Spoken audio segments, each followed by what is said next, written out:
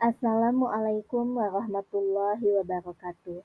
Saya Eva Nurul Qadariyah, calon guru penggerak angkatan 11 dari SMP Negeri 1 Campaka, Kabupaten Cianjur. Pada kesempatan kali ini saya akan memaparkan kesimpulan dan refleksi modul 1.1. Raden Masuardi Surjaningrat atau lebih kita kenal sebagai Ki Hajar Dewantara adalah seorang tokoh pendidikan yang paling berpengaruh dalam sistem pendidikan kita. Ki Hajar Dewantara mengungkapkan bahwa tujuan pendidikan adalah menuntun segala kodrat yang ada pada anak-anak agar mereka dapat mencapai keselamatan dan kebahagiaan yang setinggi-tingginya, baik sebagai manusia maupun sebagai anggota masyarakat. Pendidikan itu diibaratkan seperti tata surya. Dalam sistem tata surya, planet-planet dan matahari selalu bergerak sesuai dengan orbitnya dan berotasi di atas sumbunya. Mereka tidak pernah berhenti berputar, karena ketika mereka berhenti berputar, maka akan terjadi kehancuran. Begitu juga dengan pendidikan dan kebudayaan.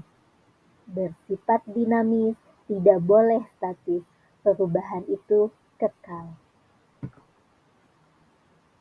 Intisari dari pemikiran Ki Hajar Dewantara yang dapat saya ambil yaitu yang pertama adalah sistem Among, di mana mengedepankan pembentukan manusia secara utuh, memberi tuntunan agar hidup anak-anak berkembang dengan baik dan selamat, baik lahir maupun batinnya. Kemudian ada kodrat alam dan kodrat zaman, di mana anak-anak harus diajarkan sifat-sifat sesuai dengan kodrat alam mereka dan keterampilan yang sesuai dengan tuntunan zaman. Kemudian asas trikon yang terdiri dari kontinu, konvergen, dan konsentris juga sangat dipengaruhi oleh tripusat pendidikan, yaitu keluarga, sekolah, dan masyarakat. Kemudian, Ki Hajar Dewantara sangat terkenal dengan berhamba pada anak, yaitu seorang anak harus menjadi pusat perhatian dalam pendidikan. Pendidikan harus diarahkan pada pelayanan, yang artinya bahwa proses pendidikan harus didasarkan pada kebutuhan dan kepentingan anak. Kemudian budi pekerti dan yang sangat terkenal adalah ing ngarsa sung tulodo ing madya mangunkarsa tutwuri handayani. Pengetahuan dan pengalaman baru yang diperoleh dalam modul 1.1 dan perubahan diri yang dialami.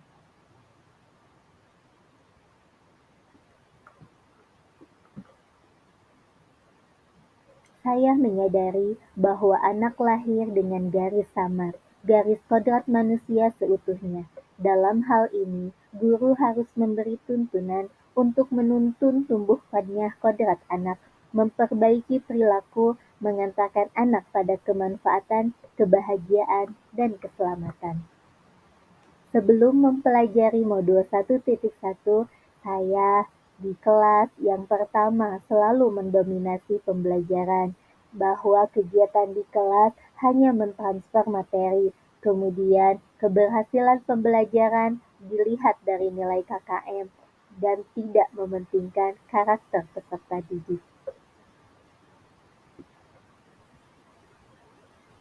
Apa yang berubah dari pemikiran atau perilaku setelah mempelajari modul 1.1? Setelah saya mempelajari modul 1.1 tentang pemikiran KHD, saya menyadari bahwa yang saya pikirkan dan lakukan selama ini tidaklah tepat. Setelah mempelajari modul 1.1, maka saya akan melakukan pembelajaran secara menyeluruh, bukan hanya pada kognitif saja, tetapi aspek afektif, psikomotor, spiritual, sosial, dan budaya. Kegiatan pembelajaran yang variatif dan menyenangkan dengan memanfaatkan teknologi dan alam sekitar juga berdasarkan karakteristik peserta didik dan mengaitkan materi dengan kehidupan nyata. Saya juga akan berusaha memahami karakter murid, menghargai perbedaan karakter murid, serta tidak memaksakan sesuatu kepada anak, menuntun mereka menjadi anak yang berbudi pekerti luhur sesuai dengan kodrat zaman, serta menghargai perubahan dan kebudayaan.